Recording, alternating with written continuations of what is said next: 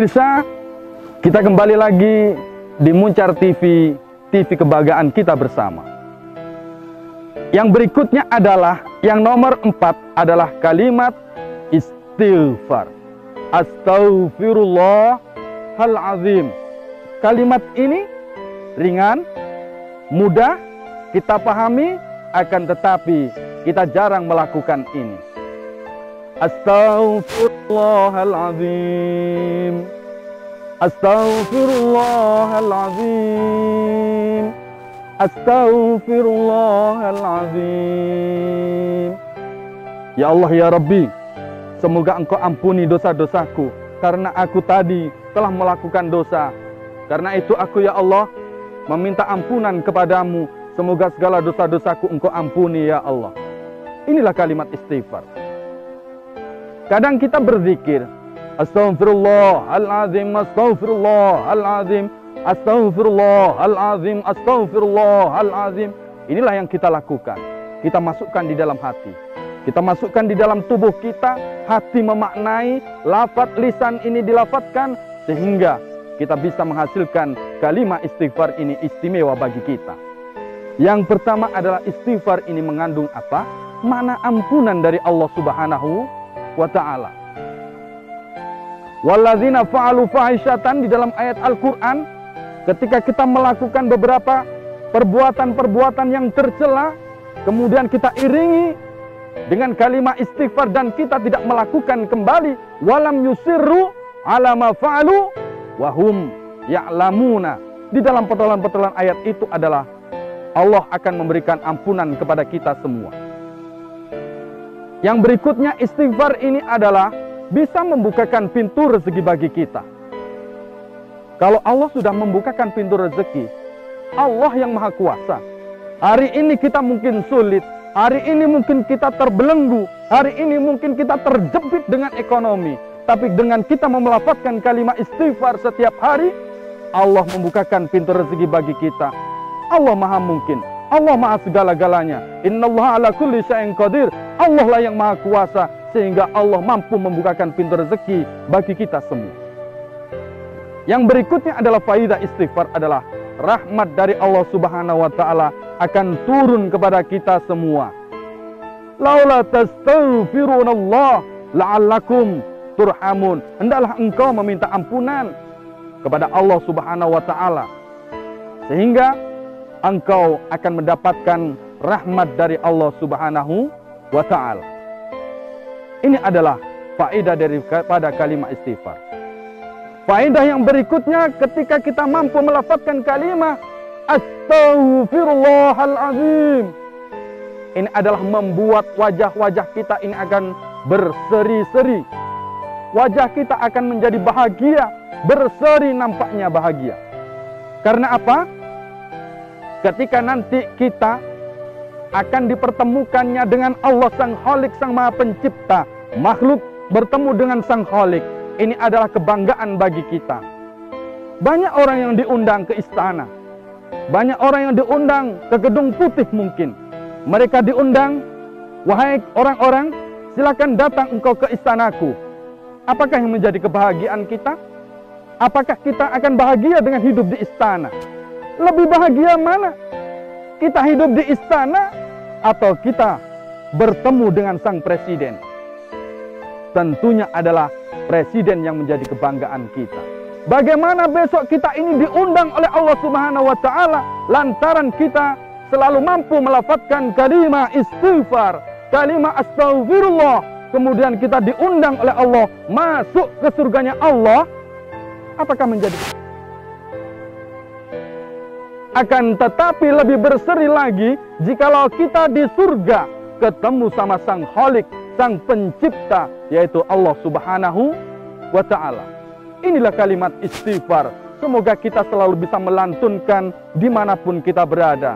Semoga menjadi kebahagiaan kita untuk selalu melafazkan kalimat Astaghfirullahaladzim. Astaghfirullahaladzim wa atubu ilaih. Yang berikutnya adalah yang kelima. Ini adalah kalimat hauqalah. Apa kalimat? Kalimat hauqalah. Kalimat hauqalah ini asing bagi kita. Ketika sahabat, pemirsa, mari kita lafadzkan kalimah hauqalah. Apa kalimah hauqalah itu? Kalimah hauqalah ini sering kita zikirkan, sering kita dengarkan di dalam pengajian, di dalam majelis-majelis ilmu. Ini adalah kalimah la haula wala quwwata illa billahil aliyil azim. La haula wala quwwata illa billah al aliyil azim. Maknanya adalah la haula, tidak ada reka daya untuk mengusir semua kejahatan. Tidak ada siasat strategi untuk mengusir semua malapetaka yang akan datang kepada kita. Wala quwwata, dan tidak ada kekuatan di dalam tubuh kita, tidak ada kekuatan di dalam diri kita untuk menjalankan ibadah kepada Allah illa billah, kecuali dengan izin Allah Subhanahu wa ta'ala. Kecuali dengan izin Allah Subhanahu wa ta'ala al-aliyil azim, Allah yang maha luhur, Allah yang maha agung. Inilah kesempatan kita untuk selalu merendahkan diri kita, bahwa segala strategi ini kita pasrahkan kepada Allah. Semua siasat kita pasrahkan kepada Allah. Dan semua kekuatan yang diberikan Allah kepada kita untuk melakukan ibadah, ini adalah semata-mata karena izin dari Allah Subhanahu wa ta'ala. Pemirsa, Allah menciptakan manusia dalam keadaan dhaif. Allah menciptakan manusia dalam keadaan lemah. Siapa yang memberikan kekuatan? Allah Subhanahu wa ta'ala. Kuat karena Allah, ibadah karena Allah. Jangan kuat gara-gara kita, ibadah gara-gara kita, tapi kekuatan ini karena Allah. Untuk menjalankan ibadah juga karena Allah. Siapapun, dimanapun, ketika kita melakukan aktivitas yang berbau ibadah atau apapun, ini adalah lillahi ta'ala, karena izin Allah Subhanahu wa ta'ala. Kepasrahan kita ini adalah akan mengantarkan diri kita menjadi orang-orang yang selamat di dunia dan di akhirat. Semoga para pemirsa memahami kalimat la haula wala quwwata illa billahil aliyil azim. Kadang orang membangun madrasah yang tingkat 4, ini adalah saya yang bangun. Kadang ada orang yang bangun masjid tingkat 7, ini gara-gara apa yang dikatakan? Ini aku yang bangun. Orang bisa berkumpul di tempat yang sangat luas, ini gara-gara saya yang mengumpulkan. Inilah yang harus kita kupas. Inilah yang harus kita mengerti, bahwa semua ini hanyalah karena Allah Subhanahu wa ta'ala. Sehingga tidak ada rekadaya bagi kita, sehingga tidak ada kekuatan bagi kita untuk melakukan apapun, kecuali diri kita merendahkan serendah-rendahnya, bahwa segala sesuatunya itu hanya dari Allah Subhanahu wa ta'ala. Pemirsa Muncar TV yang berbahagia, sudah pahamkah diri kita? Yang pertama tadi apa? Basmalah. Yang kedua, hamdalah. Yang ketiga, insya Allah. Yang keempat adalah istighfar. Yang kelima adalah hauqalah. Bismillahirrahmanirrahim. Alhamdulillahi rabbil alamin. Insya Allah. Astaghfirullah. Kemudian yang kelima adalah la haula wala quwwata illa billahil aliyil azim. Setelah kita dari yang 1, 2, 3, 4, 5, ini sudah kita mengerti, kita masuk ke yang nomor 6. Yang nomor 6 adalah istirja. Amrih kembali. Seumpama ini kita katakan adalah kita akan kembali. Kembali kepada siapa? Kepada Sang Khalik. Yaitu kalimat apa? Kalimat istirja ialah inna lillahi wa inna ilaihi raji'un. Inna, sesungguhnya kami, lillahi itu adalah miliknya Allah Subhanahu wa ta'ala, dan inna adalah kita semuanya, ilaihi kepada Allah, raji'una adalah orang-orang yang akan kembali kepadanya. Kalimah inna lillahi wa inna ilaihi raji'un, ini adalah kalimat yang mengerikan. Pemahaman kita adalah kalimat yang sangat mengerikan. Kalau ada kifayah, mengatakan innalillah. Kalau ada kematian, mengatakan innalillah. Apakah yang mati, apakah yang sakit, itu harus mengatakan innalillah? Pemirsa, kita pahami bersama bahwa makna daripada innalillah, kepadanya lah aku akan kembali. Aku adalah miliknya Allah. Jadi yang ada di sekitar kita ini adalah bukan milik kita. Harta ini adalah titipan. Istri adalah titipan. Suami adalah titipan. Anak adalah titipan. Semuanya akan kembali kepada Allah Subhanahu wa ta'ala. Kalau sampai ini melekat di dalam diri kita bahwa ini adalah milikku yang selamanya abad dan abadiyah, selama-lamanya akan menjadi milikku, ini orang akan menjadi sakit. Ini orang akan diberikan umur yang pendek karena tidak lama akan diberikan derita, yaitu sakit jiwa. Tapi kalau kita bisa mengatakan innalillah wa inna ilaihi raji'un, ini semua adalah miliknya Allah, dan ini semua akan aku kembalikan kepada Allah Subhanahu wa ta'ala. Anakku, istriku, harta bendaku adalah miliknya Allah Subhanahu wa ta'ala. Ketika diambil, mari. Ketika dititipkan, mari. Falsafah ini adalah bisa kita umpamakan hidup seperti seorang tukang parkir. Mobilnya banyak, silakan dibawa orang. Datang Pajero, ditata. Dibawa, silakan. Datang Avanza, ditata, dibawa, silakan. Datang Grand Max, datang, ditata, mau dibawa, silakan. Hidup kita pun juga demikian. Jangan sampai kekayaan kita melekat pada diri kita, harta bendanya. Ini adalah, semua adalah miliknya Allah Subhanahu wa ta'ala. Kalau mati, innalillah. Kena musibah, innalillah. Kita diuji oleh Allah Subhanahu wa ta'ala, kita katakan innalillah wa inna ilaihi raji'un. Yang nomor 7 ialah kalimah zikir kepada Allah Subhanahu wa ta'ala. Kalau kita bisa berzikir kepada Allah, selalu mengingat kepada Allah, ini adalah jaminannya, jaminan yang selalu diidam-idamkan oleh para pemirsa. Apa jaminannya? Jaminannya adalah selamat di dunia dan akhirat. Zikirnya adalah, yang penting kalimat thayyibah, kalimat-kalimat yang bagus, itu adalah zikir. Tapi ada zikir yang lebih utama.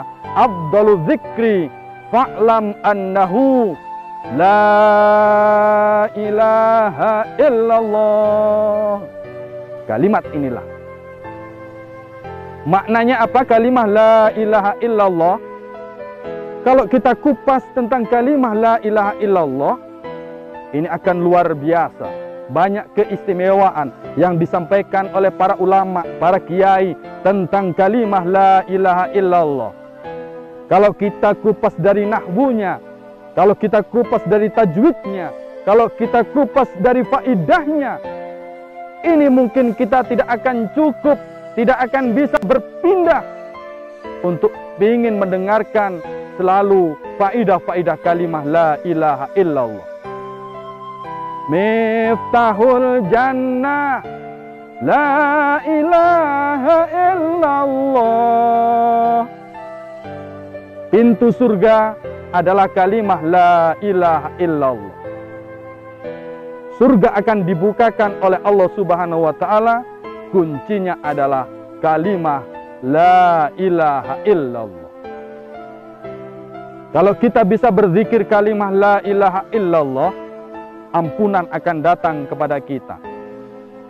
Segala apa yang menjadi keinginan kita akan selalu dikabulkan oleh Allah Subhanahu wa Ta'ala.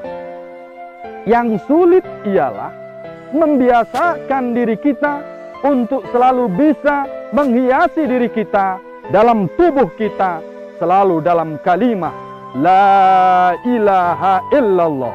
Tidak ada Tuhan selain Allah. Bentuk pengabdian diri kita kepada Allah, bentuk pengabdian diri kita kepada Allah Subhanahu wa Ta'ala.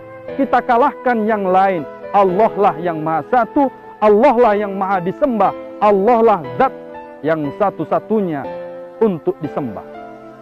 Jangan kita selalu berpikir, kalau aku tidak ada mereka, aku tidak bisa hidup. Kalau aku tidak ada mereka, aku akan hidup sengsara. Siapa mereka? Mereka adalah makhluknya Allah. Kita menjamin diri kita dihidupkan oleh Allah. Allah yang menjamin semuanya kepada kita. Untuk itu, esakan, tauhidkan dalam hati kita, dalam diri kita, untuk selalu Allah yang Maha Esa. Tidak ada Tuhan selain Allah yang patut kita sembah. Istimewa? Sangat istimewa. Sampai-sampai pintunya surga, kuncinya la ilaha illallah. Datang pagi ke rumah, tidak bawa kunci, lagian kamarnya dikunci oleh istri kita mungkin. Kita datang, tidak bawa kunci, apa yang kita lakukan? Bisa masuk? Tidak bisa masuk.